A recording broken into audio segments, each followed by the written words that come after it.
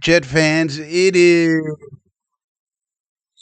Wednesday, January the 28th, 2026, and we have some Jet news.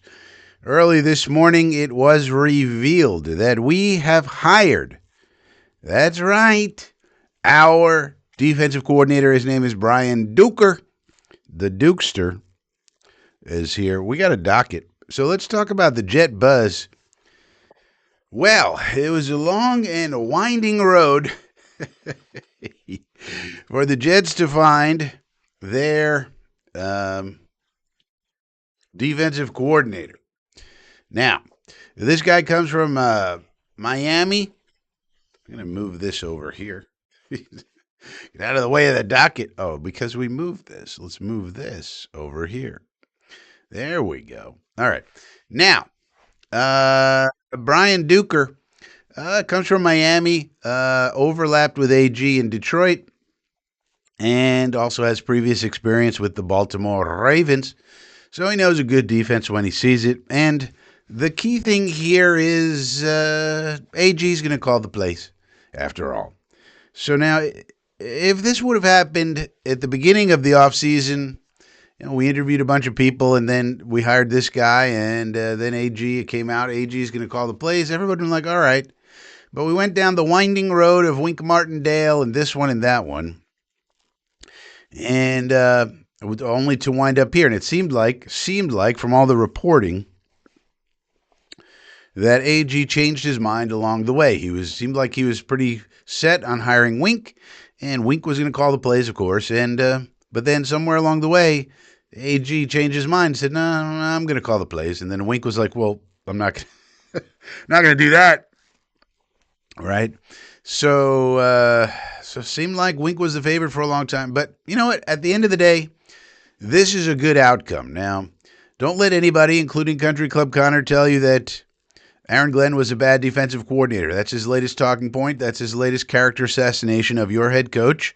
He wants to shoot him right in the head, linguistically, and assassinate his character. Now, I put out a tweet. You should follow me on Twitter, on x.com, because I will counter signal the bullshit narratives from the media, like people like Country Club Connor, who has a tendency, let's face it, to go after people who, number one, don't give him what he wants in terms of stories.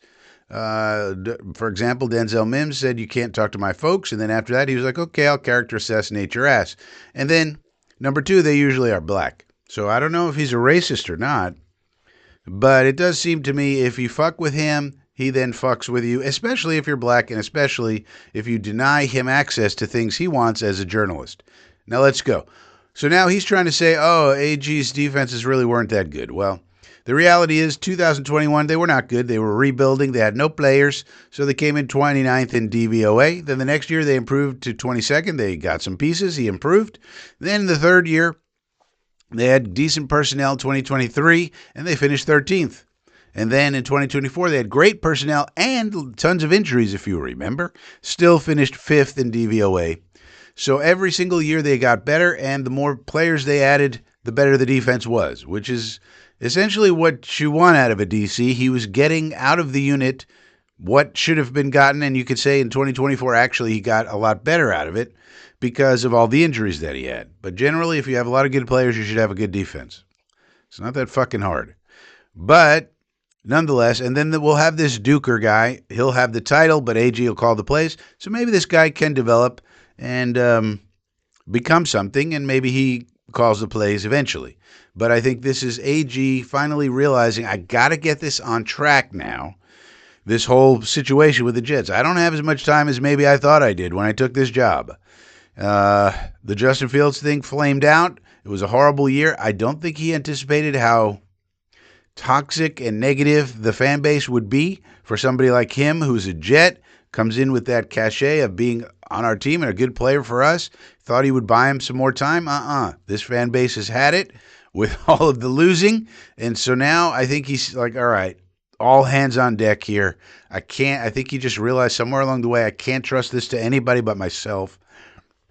And if I go down that way, at least I can look myself in the mirror and go, all right, I did everything I could to right this thing. Now, it's going to depend on what players we get, but that's the thought there. Now, as far as the offensive coordinator, the reporting is that Frank Reich, is the one we still want.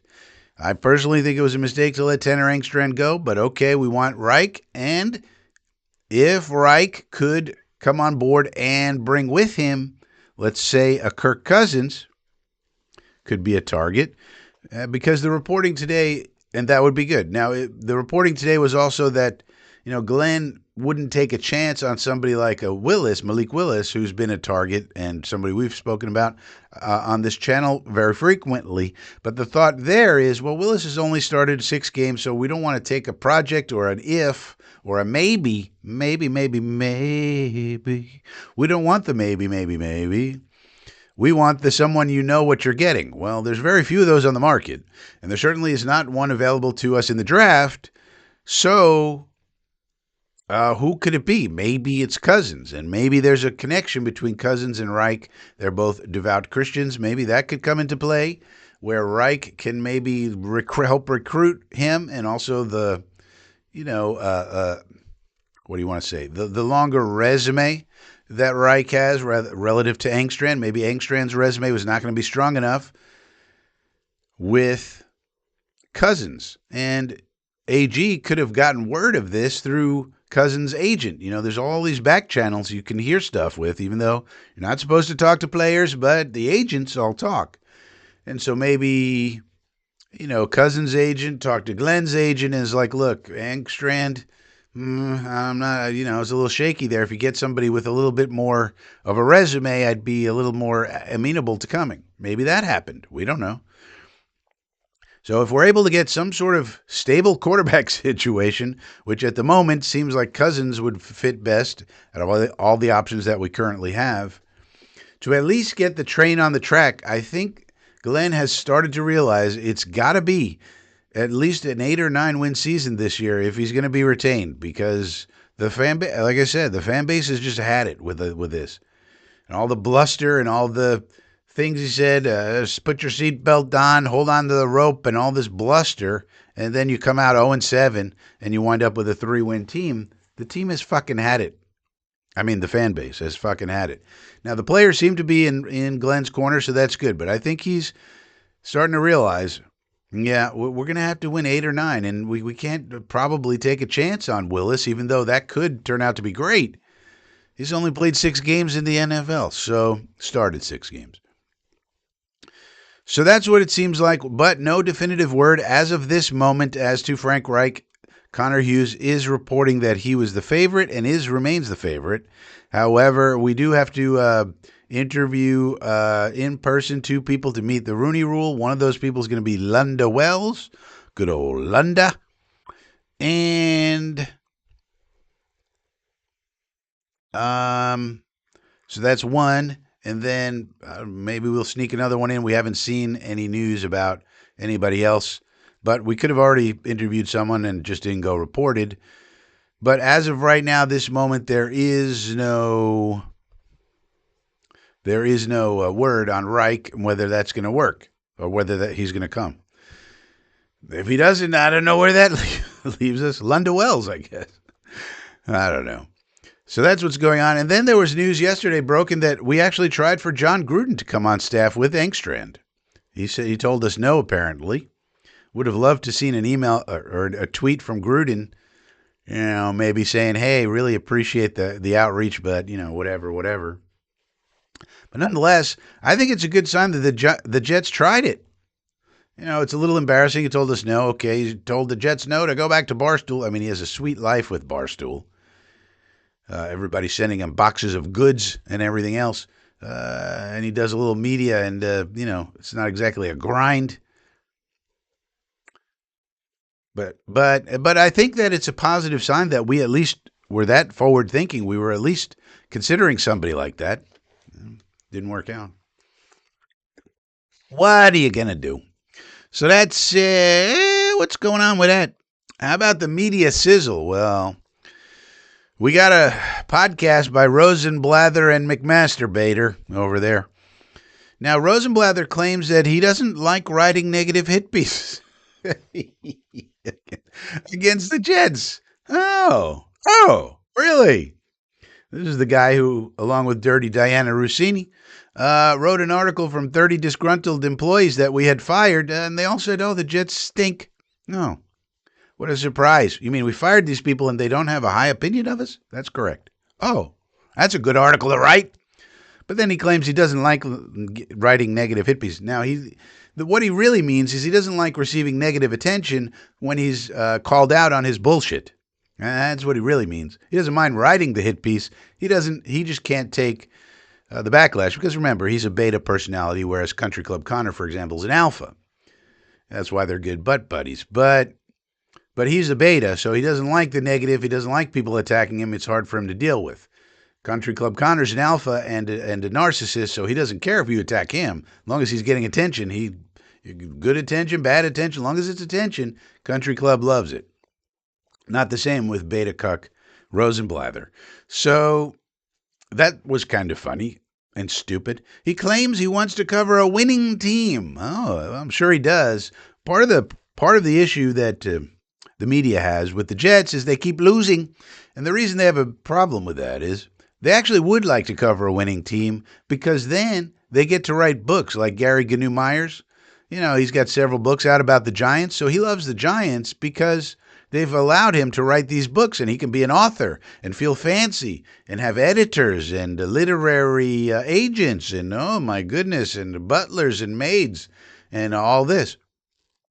He can be on the bestseller list and, feel all fancy and, oh, I'm so much better than you. Gary Gnu Myers continues to have me blocked on X because I was exposing him for his bullshit.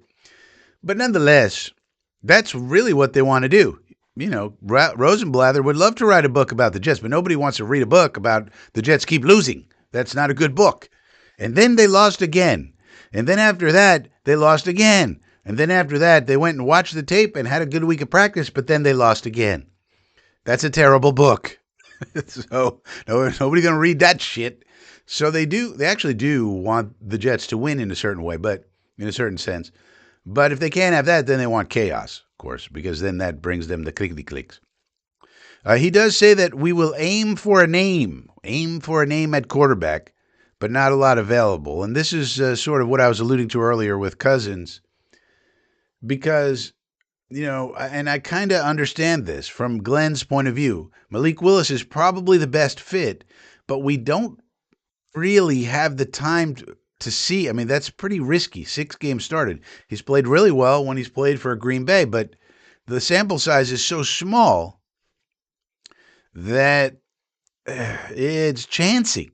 Whereas if you could get a guy like Cousins, you know what you're getting. It's not going to be spectacular, but it's also probably not going to be terrible. And given the fact that we have a pretty good situation with Garrett Wilson, Mason Taylor, Adonai Mitchell, probably at 16. We could get Mekhi Lemon, but he's probably gone before that. But we'll get another first-round wide receiver, probably. That's a good wide receiver room. Plus, John Mechie and Isaiah Williams are pretty good for 4 and 5s. And then you have the running game. If we sign Breece Hall, which I anticipate we will, we have a good running game. We have a decent offensive line, especially if we re-sign AVT. All that good stuff. And so, don't you want to come here, Mr. Cousins, and you get the opportunity to play? There's not going to be anyone behind you to threaten your job like they did with Michael Penix. You can play out 1 or 2 years here, or maybe more, who knows, and have a pretty good offense. I mean, I think people are selling short Adonai Mitchell, how good he is, because we had quarterbacks who were throwing it behind him over his head, making him twist around like a pretzel to try and catch a ball. If you had a quarterback, I think you would have seen a lot more yardage out of Mr. Mitchell. I really do. And then you have Wilson and then another first round. I mean, what if we get Carnell Tate? If Tater falls to us, that would be fantastic. Could happen. But so I don't know. We'll see. But who knows what Stefanski wants to do down there? They might want to retain Cousins. What is Stefanski going to do with his quarterback situation? Rely on Penix? Penix coming back from injury. Even if they like him long term, that's a little sketchy. Now, maybe they sign somebody in the meantime that they like better, like a Mariota, or maybe they sign a Willis and do a part-time duty and then see what happens with Penix.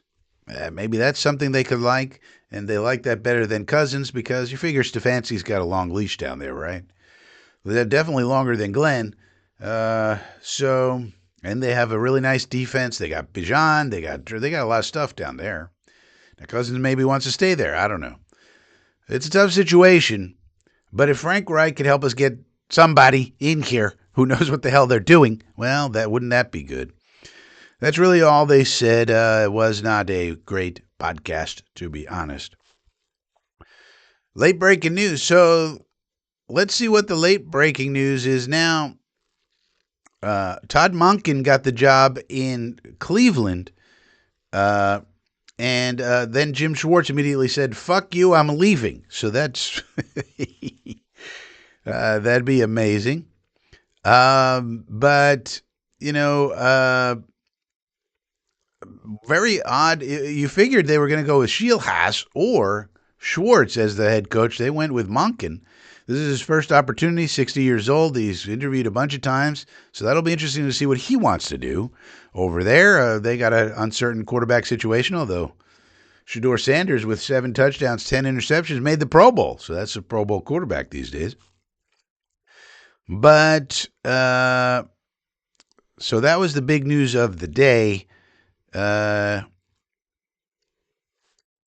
Just checking the wires here to see if there's anything else of note. So some of the people are moving around, going with their people, these sub coaches, the assistant coaches. Lee Hunter had a nice day at the Senior Bowl. All right, great.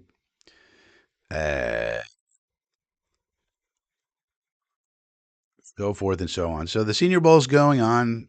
Not much to really see or say there. And the other thing is, the Jets, now the people who are members of this channel already know this. FSPN exclusive. And this is why you should click the join button down below. If not, at least subscribe to the channel. I have some exclusives sometimes. And today was one of those times. FSPN exclusive. And the members got this earlier today. In addition to hiring DC Brian, I wrote Duncan here. His name is Dukin. Duker? I don't know. I got it wrong. But it doesn't matter because AG is the DC now.